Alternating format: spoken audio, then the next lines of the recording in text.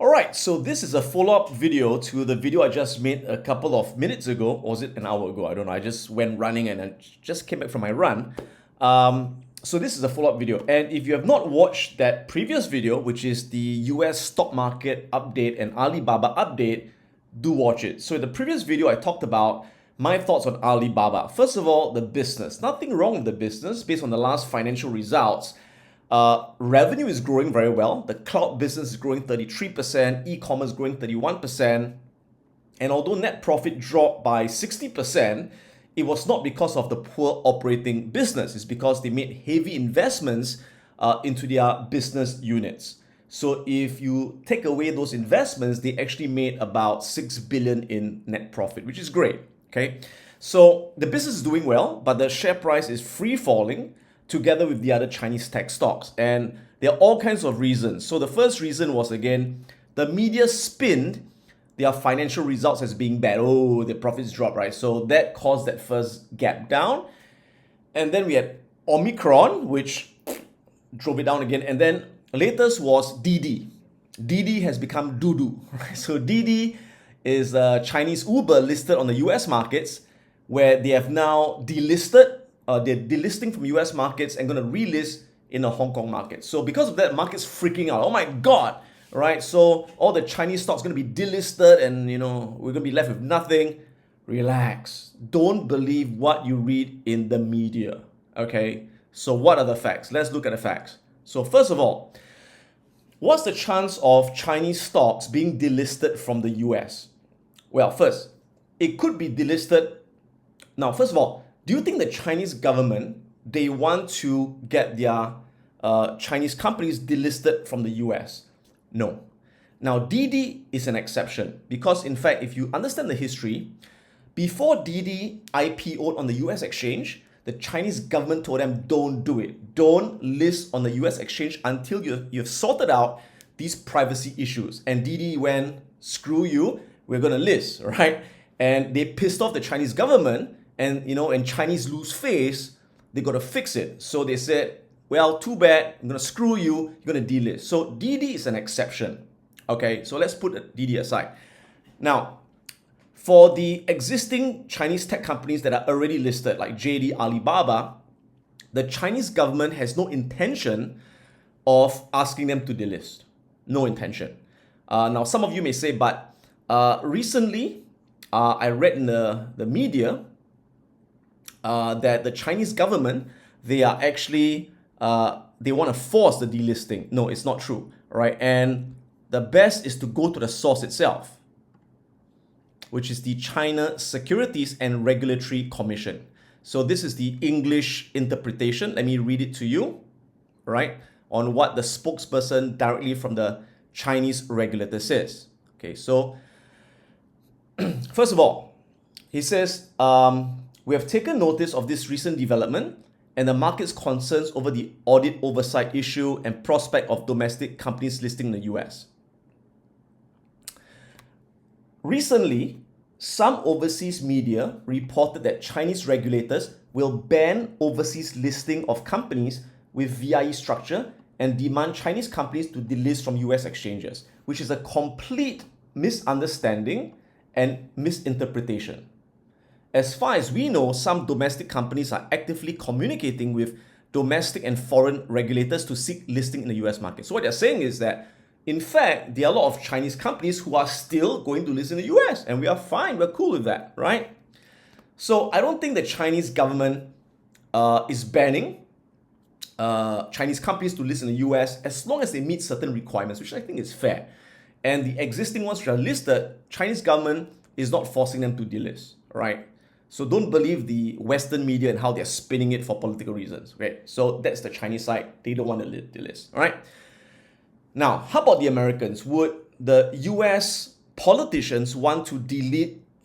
Would the US politicians be the one to want to delist the Chinese companies? Maybe, right? I can't be absolutely sure they won't, but they are threatening to do it again for political reasons. Okay. And here's what China says. Okay, first of all, let me tell you what the US government is saying. So the US government is saying that, okay, these Chinese companies, they need to open up their financial statements to be regulated, to be audited properly. And if they're not audited properly, in 3 years, they will be delisted. So again, even if they delist, it's going to be in 3 years, not now. And they will only delist the Chinese companies if they do not meet certain accounting regulations.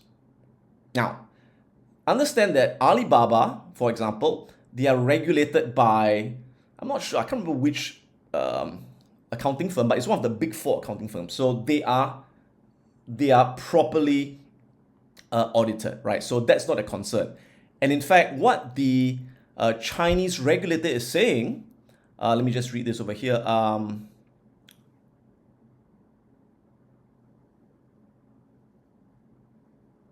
Okay, over here, right.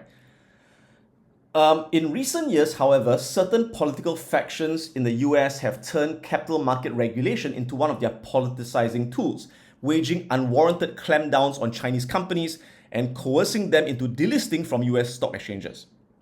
This lose-lose mentality goes against the fundamental principles and rule of law of the market economy, harms the interests of global investors, and undermines the international status of US capital markets and benefits nobody.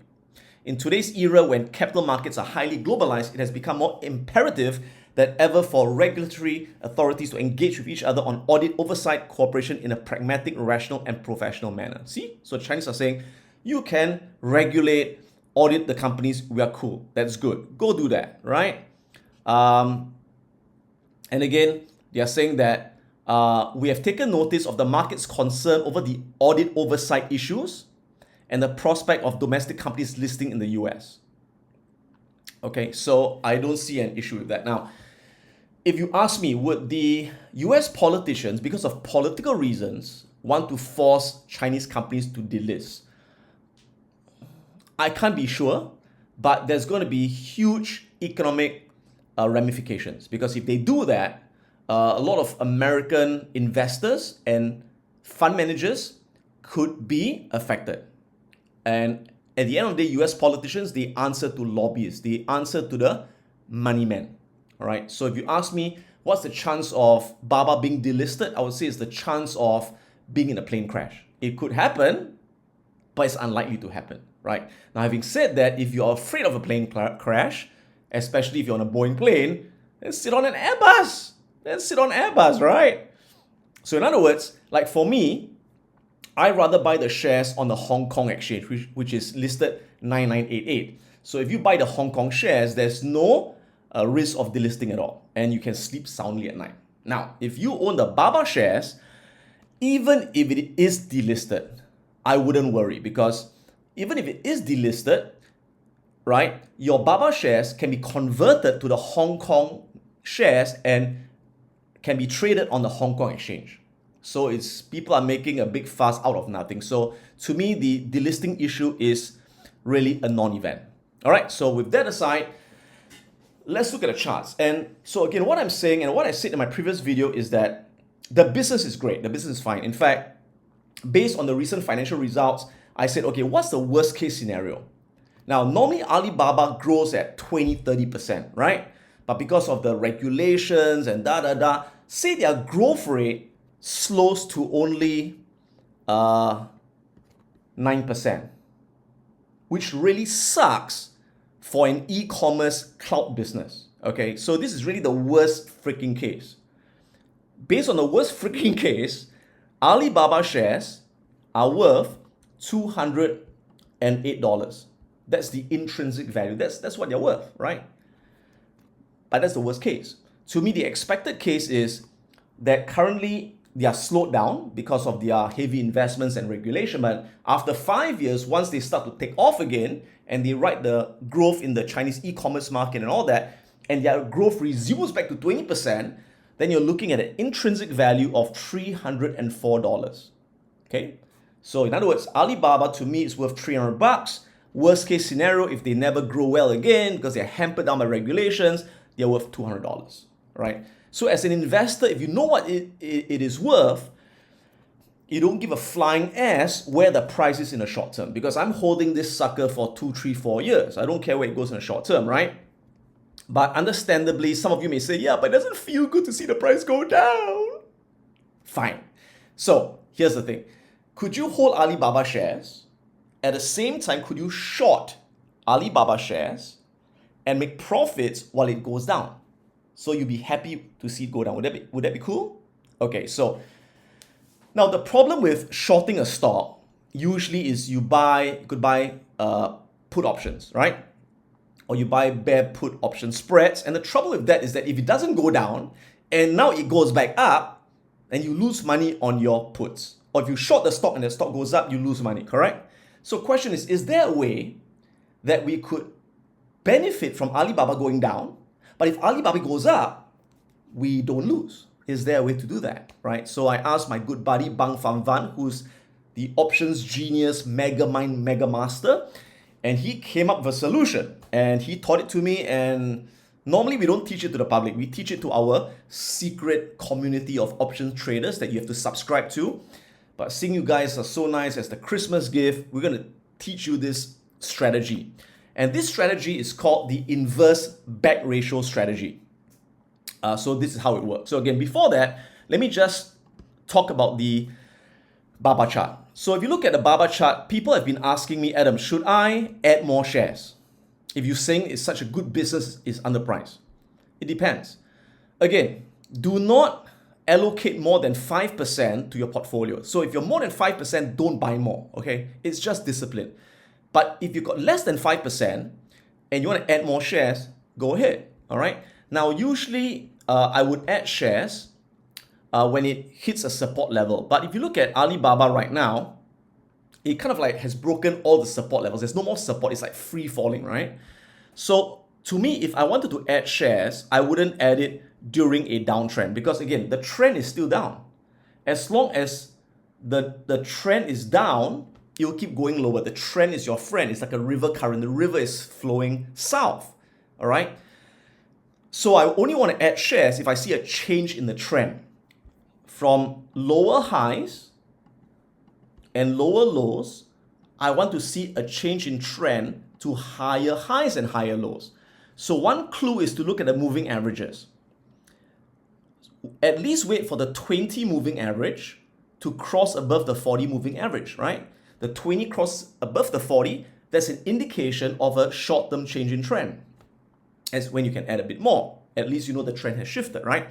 Or you wait for the 50 moving average to cross above the 150, that confirms the longer-term trend. So you could do that, right? But in the meantime, on a downtrend, it could still go lower because of panic, yeah? But again, if you look at the wave pattern, you got a wave up, wave down, wave up, wave down. Usually after a wave down, you get a bit of a bounce. You get a bit of a bounce, but it could wave down again if the downtrend continues. So again, the point is, if it goes down again, how do we make money from it? How do we make money from it? And if it goes up, we don't lose money. So here's the strategy. It's called an inverse back ratio. Ready? Okay, so here's how it works. I'm going to show you how I construct it on the TD Ameritrade platform. So the first thing is I'm going to trade the options that expire in about 6 days. So it's a short-term trade that I'm taking. Okay. So this expires on the 10th of December. Now, in inverse back ratio, what's going to happen is I'm going to buy a put option. Okay. Now, the trouble is, again, if you buy a put option, it's expensive. And if the price goes up, you lose money on the put. Okay. So I'm going to simultaneously sell 2 put options and get the premium to finance the put option I buy. All right. So watch what I'm going to do. So first, I'm going to sell 2 put options at 95 strike. Click on that. I'm going to sell 2 of these suckers. Then I'm going to buy a put option at 111. Boom. Okay. So we call this an inverse back ratio combo. Again, compliments to Bang Fan Van, who taught this to me. All right. So with this strategy, how much do I pay for the trade? I pay 37 cents per contract. One contract multiplied by 100, the cost of the trade would be $37. That's right. That's how much it would cost to enter one contract. Okay. Now, so what does the profit and loss look like on this trade? So I'm going to click on this. and I'm gonna analyze the trade. Okay, so this is what it looks like. So let me orientate you to this profit and loss graph. Okay, so this is the zero line. Okay, wait, hold on. Let me just bring this up like that. Okay, and the date is the 5th of December. Let me just shift to 5th of December. Okay, there we go. Okay. Alrighty then. Okay, so this is the zero line. Anything above this is profit. Anything below this is loss. Okay. The current price of Alibaba is here. We are now at 111, correct? Cool. Now, the green line is the profit and loss at expiration day, which is 10 December. In 6 days, the green line is my profit and loss graph. The purple line is the profit and loss today, which is this date here, which I can shift. Okay? Now, so notice what happens. If Alibaba stays here, or if Alibaba goes up in price, how much money do I lose? I don't lose any money, right? Can you see I break even? Can you see it's a break even here? So Alibaba can go to the moon and I break even. Well, I lose a bit. I lose 37 bucks, right? That's all. I lose 37 bucks. That's all I lose if Alibaba goes up. Okay? But if Alibaba goes down, I make money. So you can see this is a profit zone. So if Alibaba drops from 111 all the way to $79, so Alibaba can drop from 111 to $79, and expiration, I would make all this money.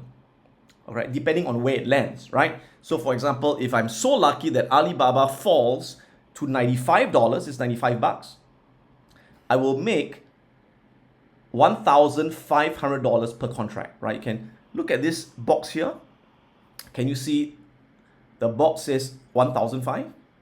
So I'll make $1,005 per contract if Alibaba drops to $95. Now, of course, if it drops to $90, I make $1,000. If it drops to $100, I make $1,000. So I will make money, it's just that I'll make more or less, right? Now, of course, if Alibaba drops below $79, then of course, I could lose a lot of money, right? And that's why I have to manage the trade. If Alibaba is closing in on 79, it's like going to 80, I will cut loss. I'll close the trade for a small break-even fee.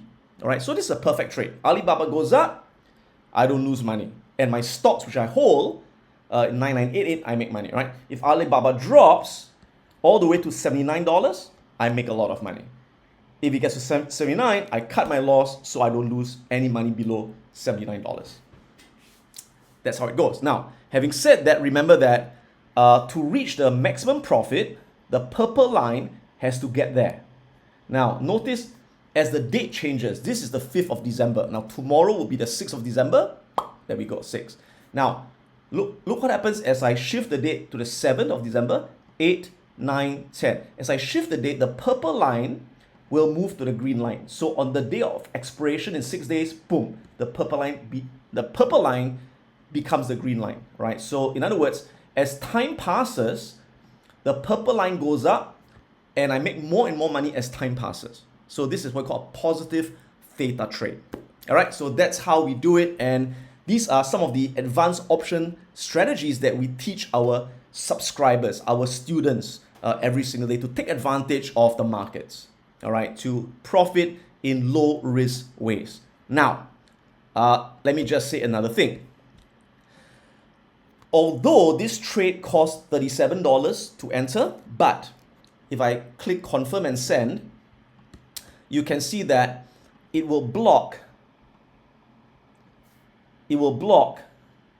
about $1,000 in buying power. Can you see? In other words, the broker will block $1,000 from your account as collateral to hold the trade, although it costs $37. All right. Now, some of you may say, what if that's too much for me? I can't afford to get blocked $1,000. Then here's an alternative I can teach you, which is to add another put option. Okay.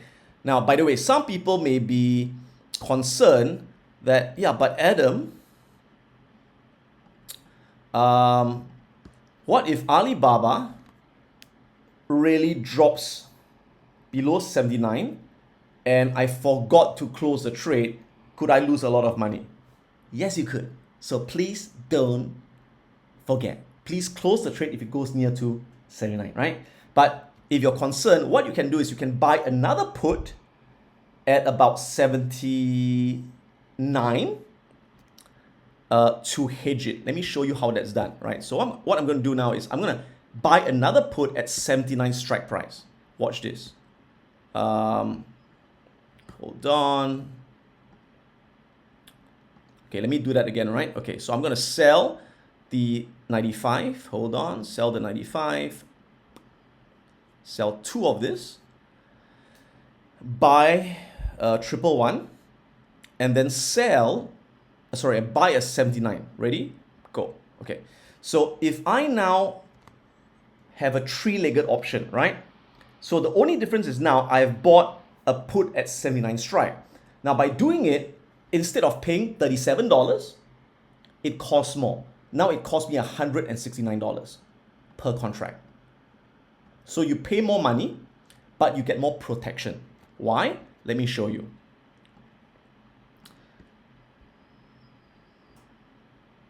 So now what happens is it becomes what is known as a butterfly trade.